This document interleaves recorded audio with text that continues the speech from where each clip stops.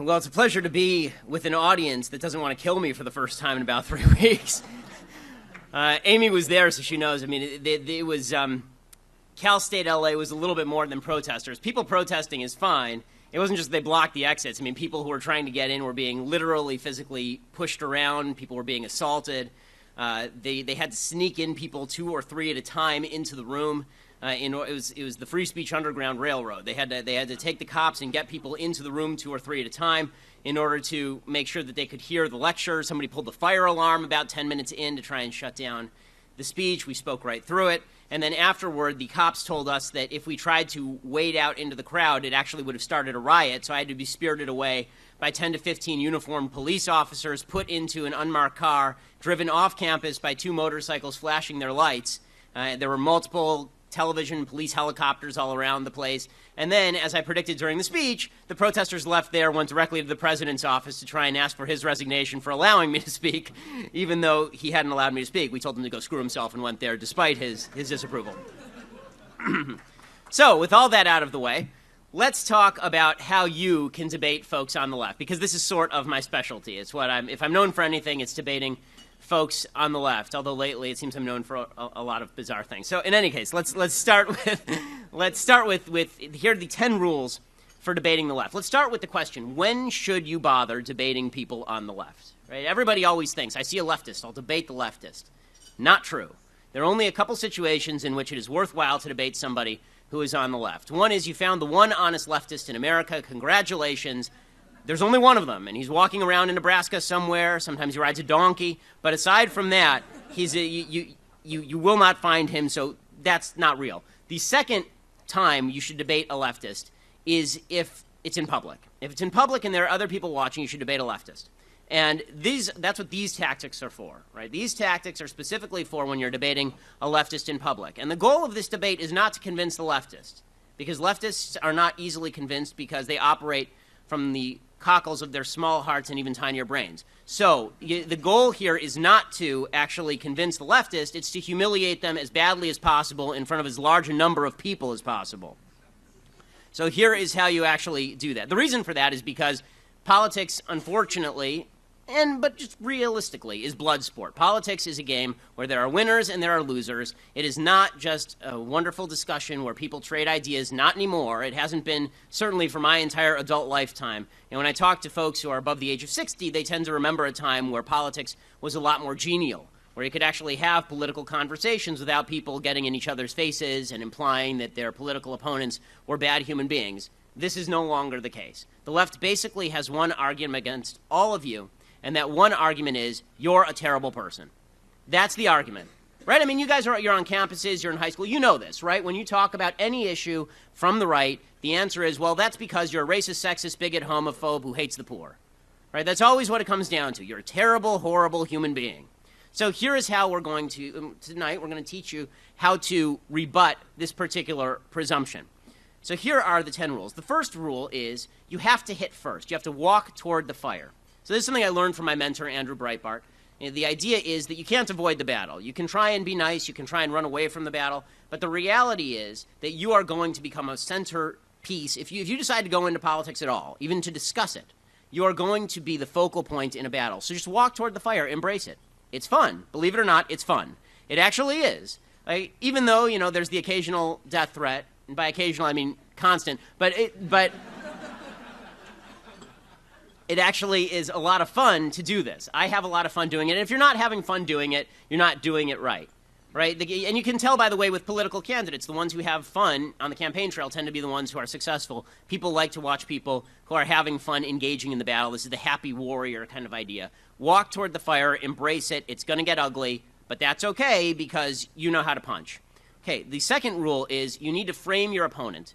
So as I mentioned, the chief tactic of the left is that you're not a good person, right? It's unearned moral superiority. Leftists don't do anything for the world, okay? Leftism doesn't do anything for the world. Leftism is a philosophy of stealing and taking and voting for people to put a gun to somebody else's head to take crap from you for their own personal betterment, right? That's what leftism is. Socialism is the most selfish philosophy in human history. It's the basic notion that I'm breathing and therefore you owe me crap, okay?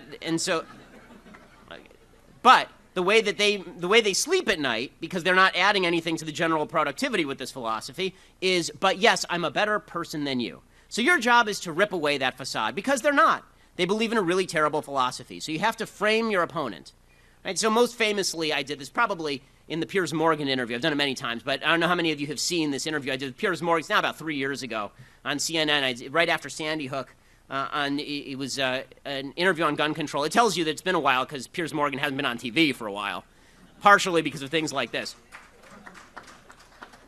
And we started the debate, and he wanted to try to explain to me why gun control was a wonderful thing.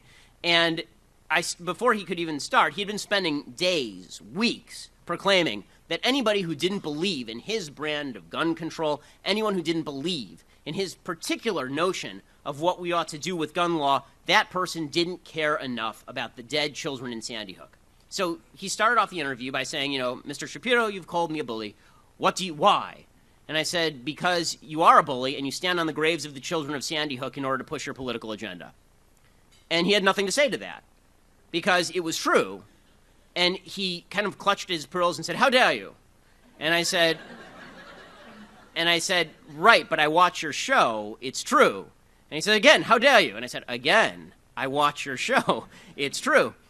By framing my opponent, he could no longer put himself in this higher moral category. There was no way for him to portray himself as the figure on the rock preaching the gospel to people. He couldn't do that anymore. I had taken that away from him. The high moral ground no longer belonged to him. And you have to do this with folks on the left. You can't accept their premise. You have to frame your opponent. This is because, unfortunately, people on the right, we like to argue in terms of policies and in terms of information. Folks on the left like to argue in terms of character. Right? Folks on the left love this. This is why Hillary Clinton's entire argument against people on the right is that they're terrible human beings who want to hurt folks. Right? This is Hillary's argument. This is Bernie Sanders' argument. Right? Bernie Sanders has no intelligible argument. I'm not even sure he speaks an intelligible language. But what he does say is that everybody who opposes him is a bad person who doesn't care about the poor enough, while playing the air bongos. If you were debating Bernie Sanders, for example, the first thing that you would say to Bernie Sanders is, Bernie, you like to sit on your high horse and talk about how much people ought to give, what is their fair share. Why is it that you honeymooned in the USSR while it was literally shipping people off to gulags and then killing them? Why is it that you were so okay with the Sandinistas in Nicaragua and you actually made Burlington, Vermont, a sister city to the capital of Nicaragua, in the middle of a time when leftist tyrants were murdering people in the streets? Why is that okay with you? What's wrong with you as a human being? Put him on the defense. You have to frame him as a person, right? Because now he knows. He's on notice. It's mutually assured destruction. If he's going to bring a character attack, you're going to bring a character attack, and yours is based on fact while his isn't. So you have to frame your opponent. Rule number 3, you have to frame the debate. So what the left likes to do is argue the debate in their terms. And they have all sorts of tricks for this. So, for example, on same-sex marriage, the way they frame the debate is always, why do you want to stop two people who love each other from marrying each other? This is always the way that they discuss this issue, right? That's always the question. And the answer to that isn't, well, I do want to stop those people from marrying each other. The answer is, why do you think a child does not deserve a mother and a father? Right? You have to change the terms of the debate, because they're actually two separate questions. And the second one is significantly more important, because personally, I don't care about what two people want to do with their lives. That's their problem. I may think it's sinful, but welcome to America, where I can think something's a sin and you don't have to agree. The problem that I have is when you're suggesting that government ought to value certain relationships above others when those relationships are specifically about the bearing and rearing of children. Right? So you have to reframe the debate. You have to find the actual reality of the debate, not the happy talk, not the happy emotional talk of the left. What is the debate actually about? Okay, the fourth point here, you need to spot inconsistencies in the left's argument. This takes research. You actually have to know the left's arguments better than they do. So I'm sure that a large number of college students here go to college campuses that orient to the left, that are very much to the left. Good, good. This will make you a better weapon. Really, I went to UCLA, I went to Harvard Law. I can argue the left side of the position pretty much as well as any leftist. And I'm talking about high-level leftists, because if you spend time learning their arguments and then learning to counter those arguments, you're never surprised. And it turns out that the vast majority of people on the left are wildly inconsistent, internally inconsistent about their arguments. Because the truth is that if they told you what they really believed, everyone hates that. right? What the left actually believes deep down is so reprehensible and so repugnant and so gross that they will never say it out loud. Instead, they cover it in a sort of patter that's completely inconsistent. So to give a gun example, one of the things you'll hear from the left about guns is that assault weapons bans are the greatest idea in the world, which makes no sense, right? The vast majority of murders that are committed with guns are committed with handguns. Why don't they want to ban handguns? The answer is, well, this is true also. There's no such thing as an assault weapon. But the internal inconsistency in their argument, is that they say assault weapons are bad because they kill lots of people. The truth is that handguns are used in far more murders than so-called assault weapons. So why don't they want to ban handguns? Okay, now the reality is they do want to ban handguns. But when you get them to admit that, it makes them uncomfortable because no one actually wants to ban handguns in the United States except for like 5 people, and they're all in the Obama administration.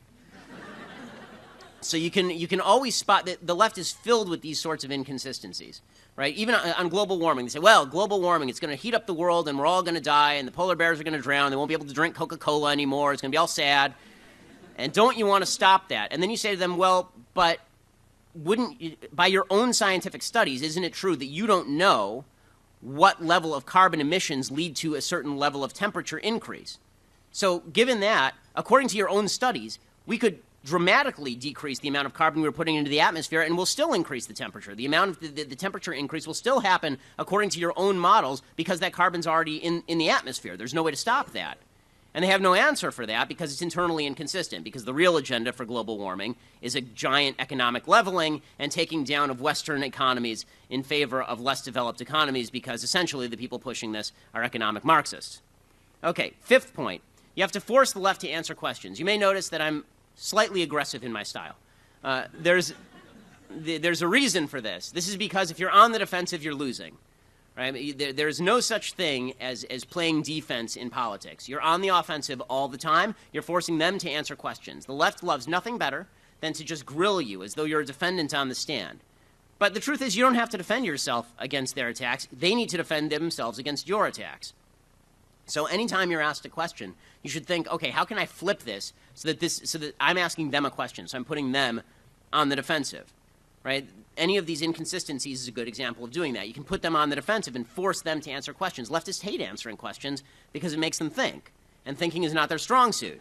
Feeling is their strong suit. So if you get them away from feeling, which you did with the character argument at the beginning, and now they have to think, which is what you're trying to make them do now, they get all confused, and then they sort of start crying, and it gets all awkward, and then you have to apologize because you ruined the dinner party, but it was fun anyway. Okay. The 6th point here is not getting distracted. So you'll notice when you're in debate with folks on the left, they always have a red herring. It's amazing. I've been giving this particular speech, I've been giving for probably 5 years at YAF, and they're still using the same red herring. They still use it, right? It's the only one that they have, right? So you're talking about Barack Obama's foreign policy is terrible. It's just terrible. The world's on fire. He's been feckless. He's incentivized all of America's enemies to become more powerful and more anti-American. People are dying all over the world because of President Obama's foreign policies. And the first thing they do is they scream in agony, and their head swivels full 360 degrees, and they vomit in all directions, and then they shout, Bush, right? Like Linda Blair from The Exorcist, which is a reference that your parents will get, but you may not. So like Linda Blair from The Exorcist. So in any case, the proper answer is don't get distracted by George W. Bush, okay? First of all, he's not that distracting. Second of all, George W. Bush is not relevant to this conversation. Okay, he's not. What does it matter what George W. Bush did in 2003 in Iraq?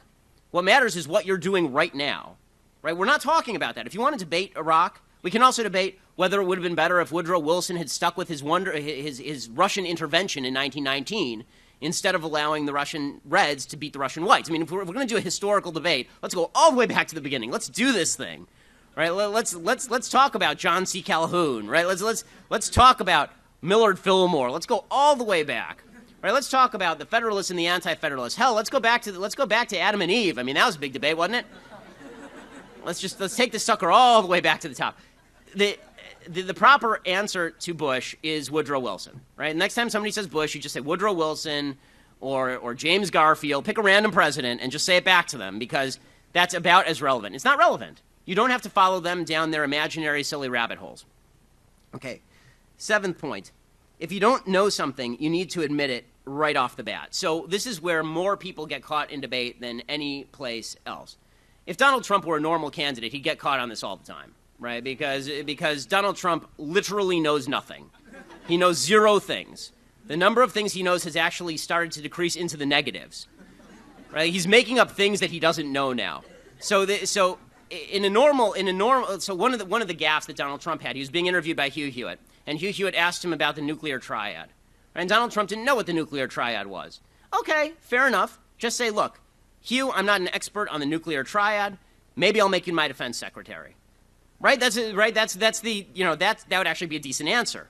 Right? Or, I don't know the answer to your question. I want to research it and get back to you later. That's okay. What you probably shouldn't do is do the things that Trump does, which, by the way, are not going to fly in a general election. Things like where Donald Trump is asked about the Al-Quds Force, and he says, oh, the Kurds. And then he says that he misheard, right? He just makes things up on the fly. Or he's asked in the last debate about H-1B visas, and he just shifts his position 180 degrees because he doesn't even know his own position because he can't read.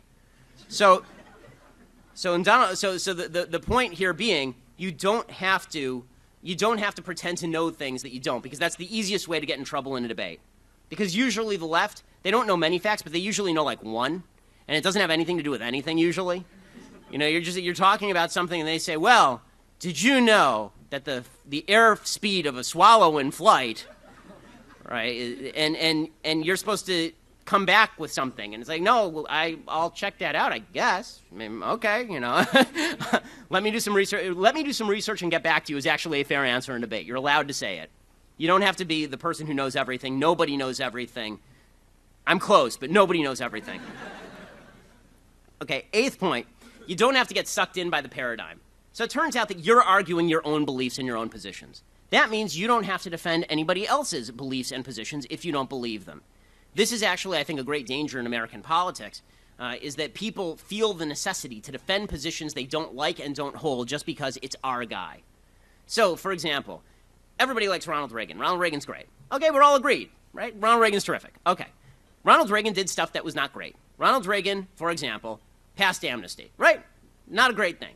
Thing we all agree at this point, not a wonderful thing. Ronald Reagan was working with a Congress that raised spending. Not a wonderful thing. Ronald Reagan acknowledged he made mistakes. Ronald Reagan, when he was running for president, acknowledged the biggest mistake he made was in this state when he made abortion more available. Right? People make mistakes. That's okay. And you're allowed to say, I disagree with that position.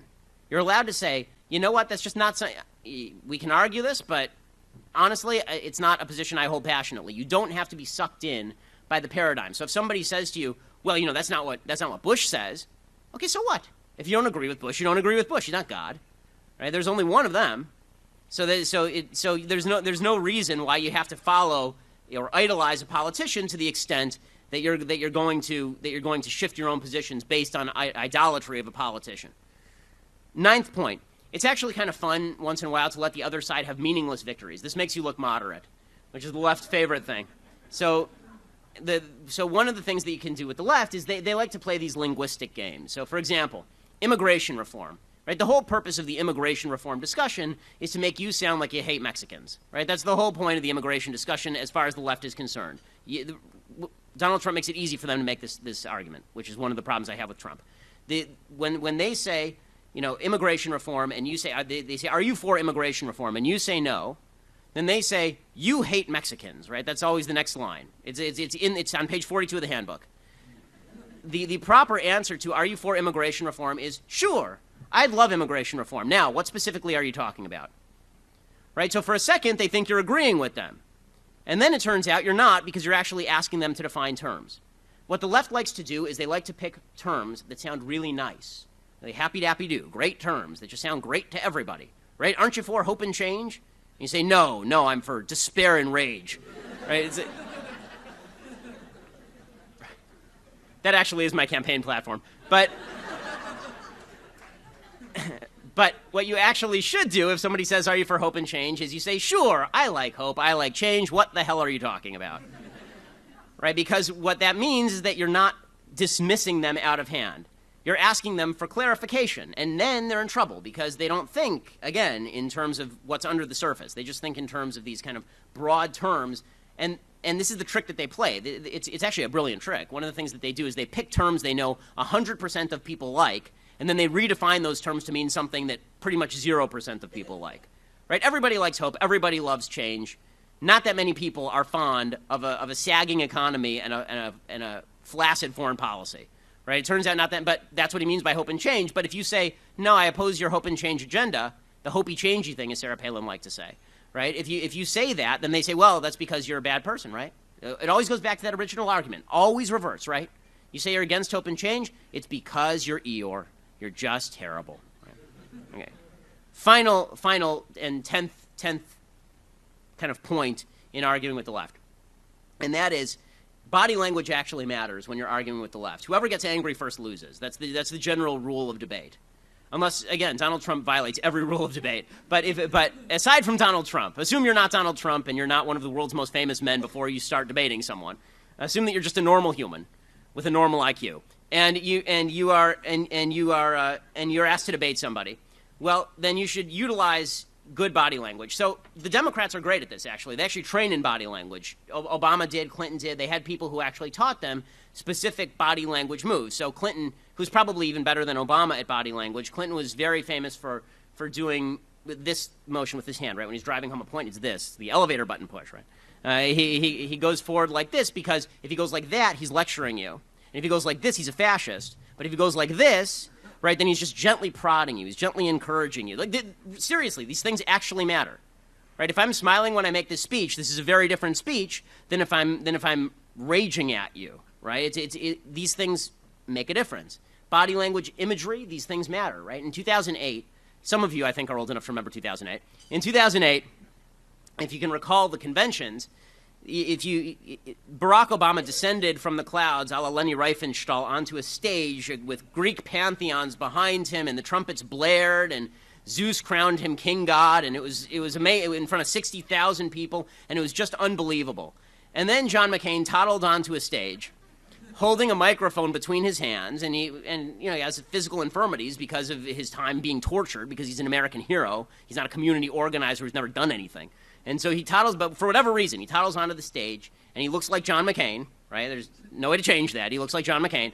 And he proceeds to stand in front of a podium like this, and then behind him, they've put a lime green screen. Not like a green screen, right? Not like you and I would think of a green screen because we're technologically savvy, like a green screen where they're going to put some cool animation behind him with like a flowing American flag or a waterfall or a bald eagle or something.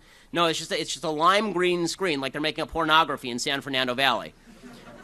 And then he proceeds to speak, and nobody hears a word he says because the imagery matters. There's a difference between the God King being crowned and a little old man speaking in somebody's basement. Right, so all of these things actually matter. So think about it. Like, you actually have to think about being well dressed, something that comes not naturally to me at all. You actually have to think about getting a haircut once in a while, dudes. You actually have to learn some elements of body language. Again, Bill Clinton was the best at this. Bill Clinton, he was famous for having 3 forms of handshake, 4 if you include Lewinsky, and it was he had the 3 forms of handshake were he would shake somebody if he just was meeting you for the first time. He would go for the double hand clasp, right? He would clasp your hand. Nice to meet you. Great to meet you. The second one was if you were a potential donor, right? And that was the hand here and then the other hand on the bicep, right? You're a good friend, right? You're an awesome dude. And then there was the kind of hug, right? That was if you were a big donor or a huge donor from China for whom he was going to declassify nuclear secrets. Then he grabs you by the hand and takes the other hand and puts it sort of on the back of your neck, on your shoulder, because you're just a dude and we're dudes together and it's awesome. So body language actually matters when you're debating people and in normal conversation when you just do politics as a general rule. This is why the most famous case, of course, is 1960, where Nixon wins the debate with Kennedy on the radio and loses the debate with Kennedy in terms of TV because he's sweaty and he's got the flu and he just bumped and he clocked his knee on the car and all this stuff and he's favoring one leg. It turns out that people actually do look at you and they make a decision about whether you're winning or losing in the first half a second of a debate, essentially. So those are your 10 rules for debating folks on the left. Now, the final point that I'd like to make here is that it is imperative that you enter the battle. And it's not going to be a choice for you.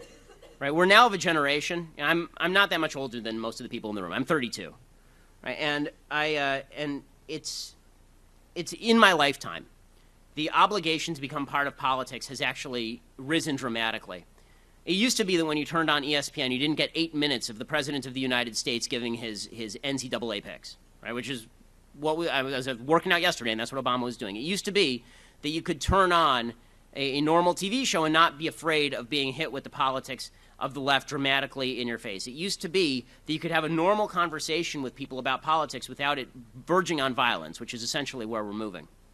You're going to have to learn to enter the fray because they're not going to leave you alone. There's no such thing as the left leaving you alone anymore. Even all the people, you guys are politically motivated, but all the people out there, all the people who are conservative out there who think they can just live their lives and be left alone with their families, the government will just leave them be, the left will allow them to live their lives if they just keep quiet, it's nonsense. They're not going to allow them to do that.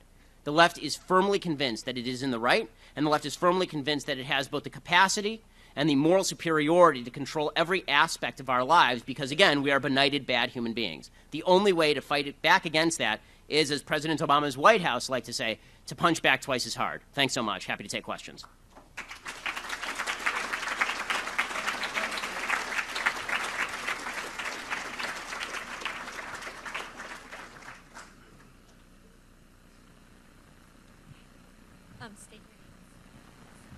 My name is Duncan Repke. I go to Pacifica High School in Garden Grove, California.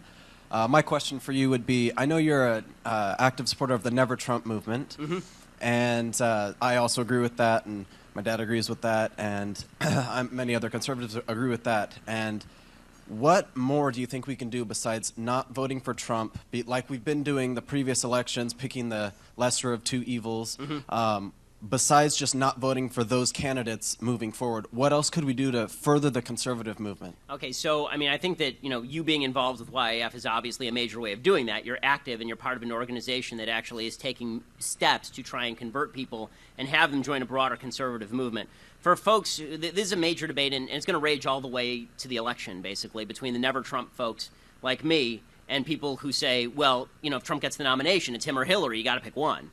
Right, and which is an argument that I perfectly understand, and I think that it's a decent argument. It's not a bad argument. The question is, what is your priority, right? If your priority is this election, is it this election? People are always saying this election is the most important election of our lifetime, and it's always true because the election that happened 4 years ago isn't as important as the one happening now by definition, right? You can't do anything about that one unless you have a time machine and it goes 88 miles an hour. So you're stuck in a position where whatever is happening now is the choice in front of you. The problem is that conservatives have always thought, because we're an older movement typically, YAF's unique in this way, it's a young movement, but because conservatives are disproportionately old, they tend to think in terms of the next 6 months, not in terms of the next 60 years. Right? You can see how conservatives think by look at how conservatives see 1964 versus how Democrats see 1972. Right? Conservatives look at 1964 and they say, oh my God, that was just so terrible. We got blown out by Lyndon Baines Johnson, awful in every way. But if you think about it, without 64, there is no 1980, right? That's where Reagan really comes to national prominence with the time for choosing speech. Right after that, he starts running for president, essentially, for the next several election cycles. You don't get to 1980 without 1964. Conservatives should look at 64 and say, yes, that was a loss, but that was a loss in service of a greater gain. We lost the battle to win the war.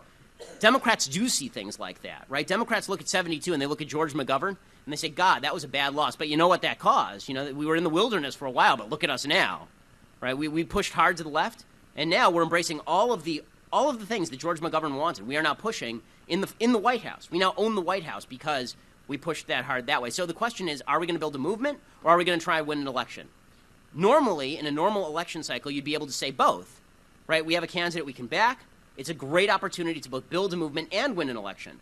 The problem comes, what happens when you have a candidate who's not interested in your movement? What happens when you have a candidate who does not reflect conservatism in any way? And to me, that's Trump. I think Trump is a leftist in sheep's clothing. I think that he changes his mind every 5 seconds. I think he's an authoritarian egotist running for self-glorification. And I think that he is perverting the conservative movement into a Trump worship service. And that's disturbing to me on every level.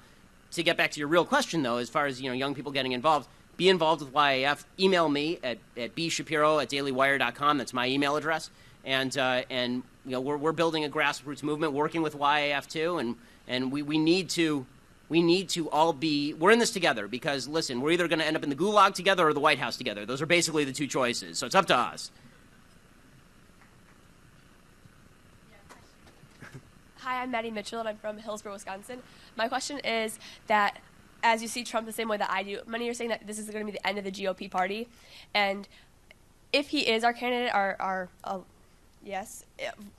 thank you, nominee. Yes. Where do you see America in 4 years if Hillary and Trump are our options? Okay, so, I'll take them one at a time. If Hillary is the president, I think that we continue speeding along at 50 miles an hour toward the cliff. If Trump is the nominee, or if he wins the election rather, then I think we speed toward the cliff at 35 miles an hour, and he guts the conservative movement while he's at it. That's my objection to Trump.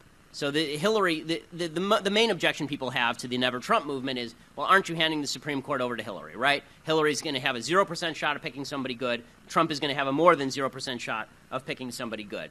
I have two responses to this. Number one, I don't think that Donald Trump will actually pick somebody conservative because he's not a conservative. He's going to do whatever makes him popular. Donald Trump has a particular campaign style. He picks the most extreme position, and then if nobody likes it, he moves it. Right? And he's done this on literally every... He has not held a single steady political position for more than the last 15 seconds, except that he hates free trade, which he's wrong on. Right? That's literally the only position he's held consistently for the last 15 years. So the idea that he's going... No, don't worry, we'll control Trump when he's in the... You got to be kidding me. Nobody controls Trump. His wives can't control Trump. Right? Nobody controls Trump.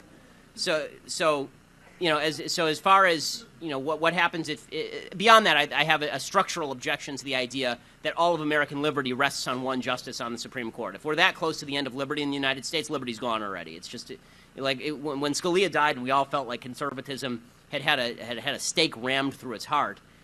That means that conservatism was the Walking Dead already. It was just waiting for somebody to put that stake through its heart. The reality is that if conservatism is to return, it's not going to return on the national level faster than it returns on the local and state level, where Republicans actually are dominant.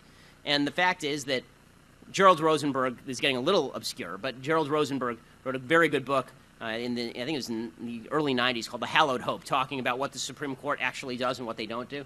And he makes a very strong case that for all of the talk about how the Supreme Court controls American life, that's not really true. The Supreme Court sort of follows trends that are late to the ball game usually, and in essence, it comes down to the states anyway if the states are to resist the federal government. So, again, to me, the survival of the conservative movement is more important even than that fifth justice on the Supreme Court. Hi, my name is John. I'm from San Diego High School, and I wanted to ask, very recently you did resign from Breitbart, or some of us know it as Trumpbart. I wanted to ask, why did you feel that you needed to resign, even though you had a really high position at that place? And if you could also explain the philosophy of Andrew Breitbart. So I'll start with the philosophy of Andrew Breitbart, and then I'll say sort of what I can on this topic because there are legal matters pending. So the philosophy of Andrew Breitbart wasn't even really conservatism as much as it was there are bullies out there and you need to fight them. Right? Andrew was not a political guy. If anybody who knows Andrew knows this. Right? I knew Andrew for a long time. I knew him since I was your age. I knew him when I met Andrew when I was 17 years old, and I knew him until his death. And we were good friends.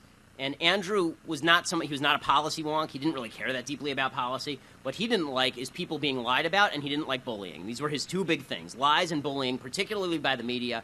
If you read his book, Righteous Indignation, which is a very good book, he talks about what his goals were and what his mission was, and he always said that it was to destroy the Democrat media complex, this kind of sick combination between the left in politics and the left in the media that covers up for lies and bullies people into submission. That was his chief goal. The reason I resigned from Breitbart, and I said this in my statement, was because, for those who missed it, there's a reporter for Breitbart. Her name is Michelle Field.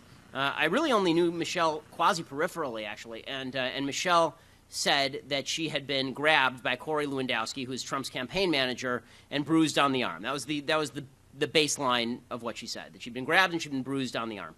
And Breitbart, instead of defending its own reporter, came back with, they attempted to first say, they sort of gave a tepid ask for an apology to Corey Lewandowski.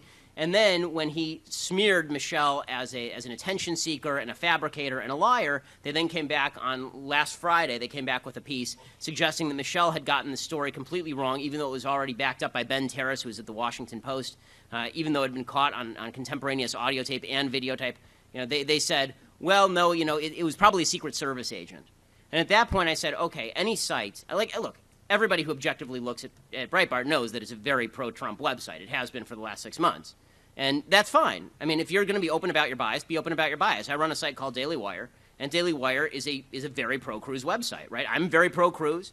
That bias is reflected in our editorializing, right? I think Cruz is the best conservative candidate in the race.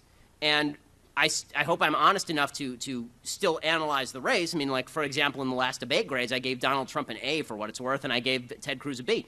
But whatever your editorial policy, that's one thing. Violating the basic bounds of decency, which says not only that you defend your reporter from being physically bruised by a campaign manager, but that you also defend the truth. This seems to me a baseline level of decency, and once you cross that level of decency, I don't care which side you're on, right, left, or center, which candidate you back, Cruz, Kasich, or Trump.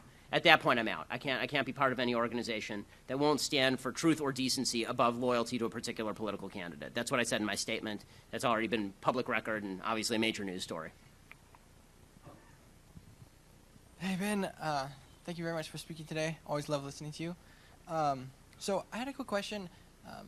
So when you talk to people, or I have some friends that believe that they can't really make a difference, or that their vote doesn't count, or that politics is negative, so they don't want to get involved. What do you say to people like that to spur them on to make a difference? Or well, I mean, mathematically your vote doesn't count, so I don't argue, especially if you're in California. My vote hasn't counted my entire life. So, but it's not the voting that makes the difference. It's the way that people are convinced.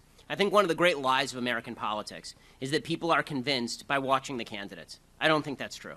I think people are convinced in slow, steady fashion by the people who surround them.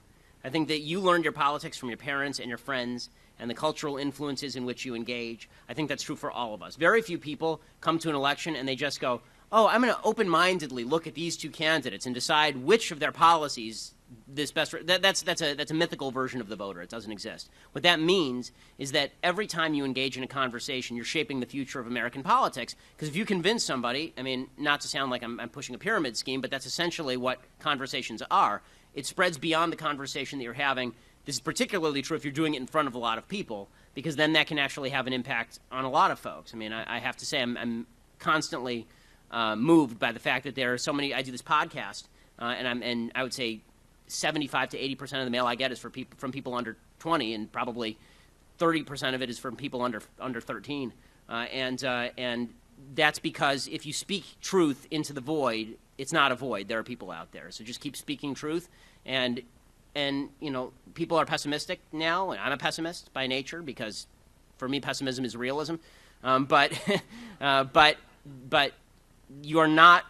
Your obligation to fight has not been relieved just because the battle is fierce and difficult. Hello, Mr. Shapiro. I'm Gabrielle DeRozier, and I'm from La Costa Canyon High School in Carlsbad, California. And regarding your points about how to approach a Democrat, or the liberals, so obviously I'm in Southern California, which is pretty heavily armed with a lot of liberals.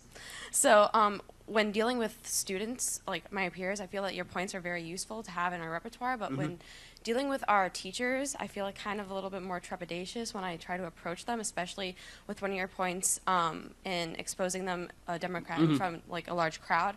How should I approach dealing with my teachers? This is a great question.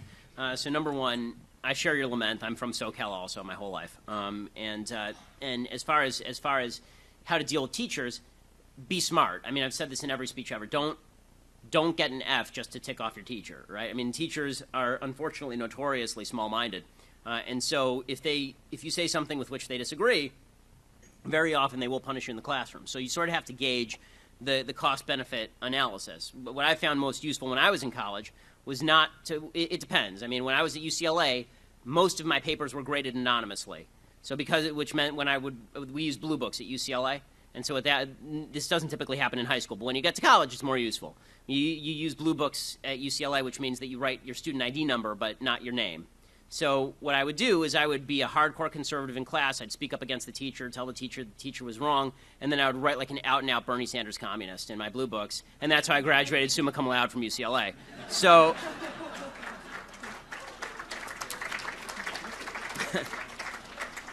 in other words, don't sacrifice future success for present satisfaction at getting in a jab. Look down the line, see what your interest is. I think that the question that conservatives should always be asking themselves, first and foremost, after, what are your values, are what purpose does this serve? Right? We're utilitarians when it comes to politics. What purpose does this conversation serve? What purpose does what I'm doing now serve? What purpose does this, I ask myself this about TV appearances, for example. What purpose does this TV appearance serve? So, for example, I was asked on Comedy Central a couple of years ago, and I said no. And the reason I said no is because they insisted on pre-taping it, and I said I'll only do it live. And they didn't want to do it live for obvious reasons. So it didn't serve my purpose, so I said no. Right? The question, what purpose does this serve, will serve you well throughout your career and throughout your academic career as well. Hi, my name is Sean. So earlier when you were talking about beginning a debate, you spoke very strongly about their points of view and how to approach it. But from what I see, there are two types of arguments they'll make. They'll make moral arguments, obviously, but the way you can answer it is with policy. But what if it comes down to a moral issue for the topic of abortion?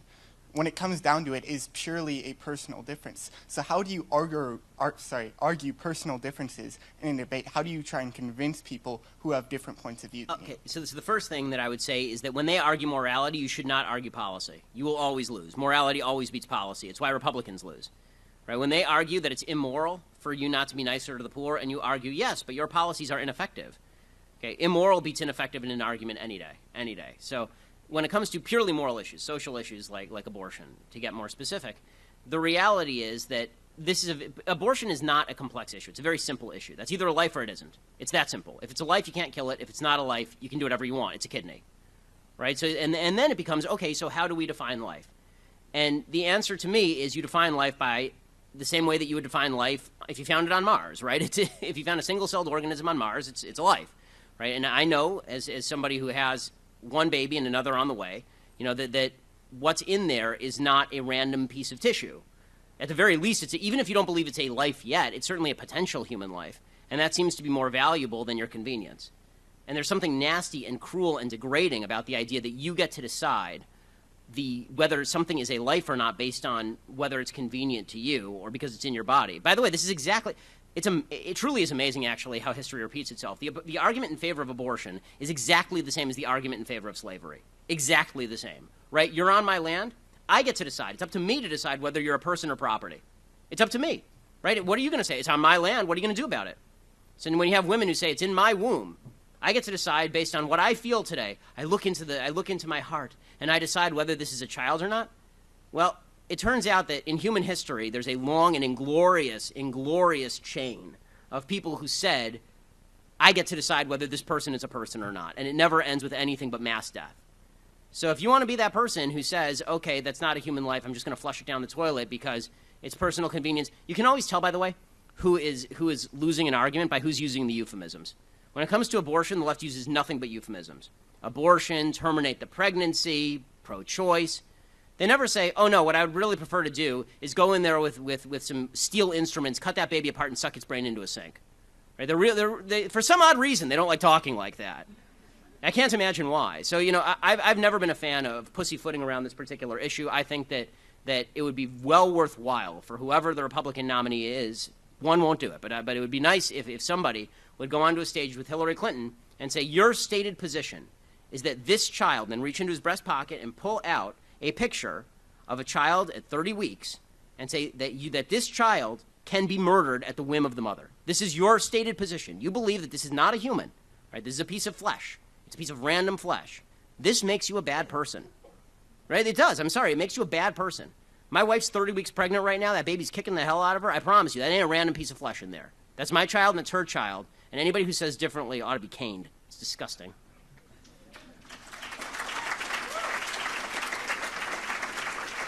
And just to clarify for the Donald Trump voters, that's not literal. People shouldn't actually be caned for their opinions. Is this on? I'm Mackenzie, and I go to Carpenter High School. And I often get asked questions about abortion all the time. Mm-hmm. And it's really difficult for me to come back with, my answer. And people always ask, well, what if the woman is raped? What do you do? What would you say in that case? Yeah, so what I always say with regard to rape, for example, is that if a woman is raped, we should find her rapist, we should track him down, and we should kill him, right? Or castrate him. These are my two options. Pick one, Whichever one you please, right? Either one of those is okay. Also, it's bad to kill babies. That's my answer. They're completely unrelated. The two topics are completely unrelated. The source of the pregnancy and whether that's a human life in there are two completely unrelated topics. Right? It's a very difficult emotional issue, which is why my personal view of abortion is that when the mother's life is in danger, then abortion is appropriate. That's my exception. Not the health of the mother, the life of the mother. And for me, that includes suicidality, for example. So if a woman is suicidal and she's going to kill herself because she doesn't want to bear this child, then abortion is appropriate. But other than that, these are two separate issues, right? Because rape is wrong, and so is killing babies, it turns out. Two things can both be wrong. They're not equally wrong. You know, in fact, it depends which way you view it. But the fact is that what they want to do is they also, let's be real about this, what the left wants to do is pick the outlier and then use it to justify all the rest of the abortions. Okay, 99% of the abortions in this country have nothing to do with rape. Nothing to do with rape. They have to do with people having irresponsible sex. They have to do with convenience. They have to do with age. They have to do with they don't like whether it's a boy or a girl. So what they like to do is they like to take the one outlier case and the one that tugs at the heartstrings and then say, well, let's just make abortion legal in all circumstances based on that. How about this? I'll make an agreement with the left. Let's outlaw all rape except for rape. Now are they happy? Of course not. Right? Of course not, because they're not really talking about rape. They're talking about how they want all abortions to be legal, and they're using a marginal example as the rule in order to make sure that abortion is legal across the board. You should say that to them. If they say rape, you should say, listen, how about this? We'll make a deal. All of the pregnancies that do not spring from rape must be carried through to term. Now are you happy? They won't be happy, I promise you. And that's how you expose them. That's how you say, well, then it really isn't about the rape, is it? You're just using that as an excuse. Hi, Ben. My name is Matthew, and I go to a school, a Catholic private school that is full of leftist, statist punks, and I hate them. And my... It's like an Alcoholics Anonymous meeting. Yeah. It's an oxymoron, I tell you. So in the very rare case where a leftist uses evidence, logic, and empiricism, how do I combat, statistics they propose? Who is it and when has it happened ever? Thank you for answering my question.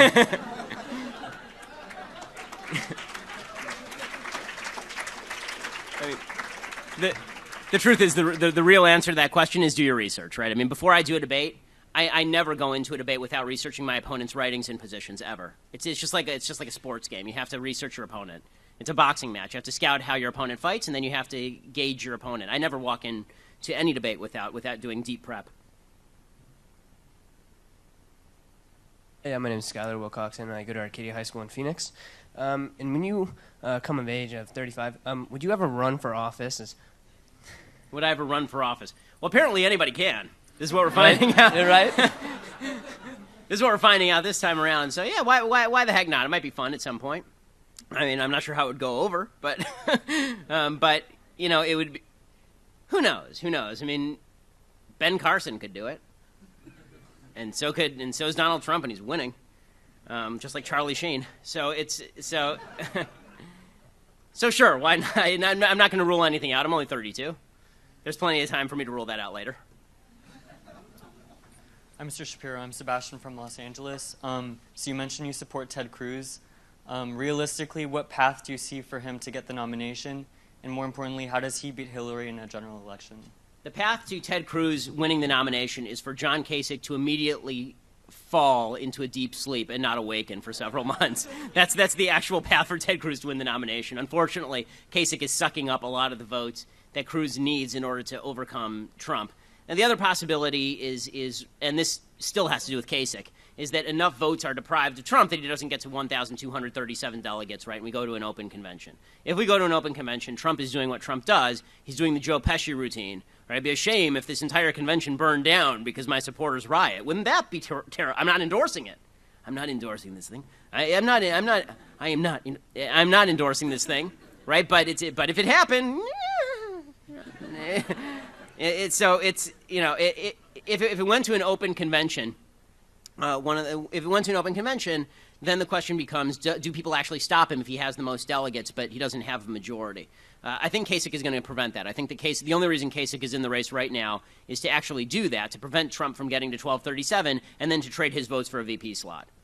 And as I was saying to somebody earlier today, my worst nightmare when this process started, literally my worst nightmare, would have been a Trump Kasich ticket. Like when this process, that is a double scoop of dog poop. I mean, that is just, and no matter how much whipped cream you put on that one, it ain't going to taste good. So that's just, it's a disaster area. I mean, if you follow, I live blog all of the debates, and if you ever follow me live blogging the debates or live tweeting the debates, there's only one line. Whenever John Kasich talks, I'm not sure I've ever described anything he's ever said. The only thing I do is I put it on caps lock and I write, "Oh God, please God, no, not John Kasich." So, in other words, Cruz has some problems. So, his path to the nomination relies heavily on party elders leaning on John Kasich to get out for the good of the party, or, alternatively, on presidential candidates putting aside their egos on behalf of the betterment of the country. Yeah.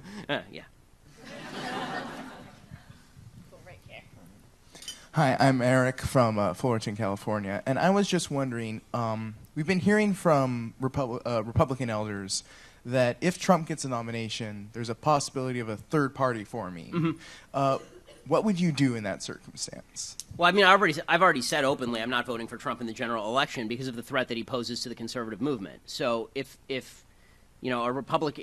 conservative candidate that I liked, the easiest path would be to hijack the Libertarian Party, for example. Just go to the Libertarian Convention, hijack the nomination. The Libertarians are already registered on all the ballots in the different states, and then let's say that Cruz isn't going to do this, but let's say, by way of example, that Cruz decided, okay, I'll put up a third-party candidacy simply because I want to maintain a core of a conservative movement, then I would vote for Cruz. But listen, if no third-party candidate appeals to me, I simply won't vote at the top of the ticket. I'll vote further down the ticket. But I think that Trump is that grave a threat to conservative. Look, this is obviously this is a controversial position. It's something Republicans are going to be slugging out for months. But the key question that everybody should keep in mind on this debate, like do you vote for Trump or not, is which do you think is more important? Is it this election and stopping Hillary Clinton from doing all the terrible things we know she will do? Or is it the future of the conservative movement if you agree with me that Donald Trump is going to hijack the conservative movement and transform it into something that more resembles a strong nationalist, big government, centralized government populism? All right, this will be the last question. Hi, I'm Mona from Canyon High School in Orange County. When did you first realize that you wanted to pursue your interest in politics and why? So I was looking back at my papers from when I was a kid, and I found one that I wrote when I was 11 talking about why Clinton should be impeached. So I'm pretty sure that it was early. But I got really involved. But when I went to college, I was actually at that time a top-notch violinist. So I thought that I was actually going to go to Johns Hopkins and Peabody School of Music, and I thought I was going to double major in music and genetic science. Actually, I thought I wanted to go into science. And because I graduated high school at 16, my parents said, "You're not going all the way across the country. You're living at home, and you're going to a local school." So I ended up at UCLA. So I started off at UCLA, and I hadn't registered a major, and literally the first day that I was on campus, I think, if not the first day, certainly the first week, the first couple of hours I was on campus, I saw an article in the UCLA Daily Bruin comparing Ariel Sharon, who was then the prime minister of Israel, to Adolf Eichmann, the Nazi. And so I walked into the Daily Bruin offices, and I said, "That's a terrible piece. I'd like to pen a counter to that." Which, by the way, for the left, that's how free speech works, gang, right? And try to burn the paper. So I went in and I said, "I'd like to write a counter." And that turned into them saying, "Okay, well, we've never seen one of